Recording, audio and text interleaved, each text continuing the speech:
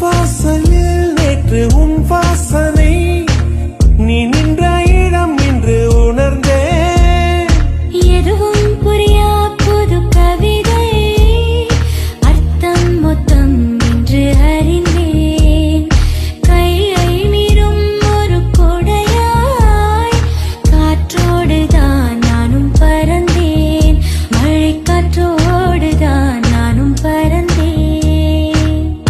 முதல் மழை என்னை நனைத்ததே, முதல் முறை ஜன்னல் திறந்த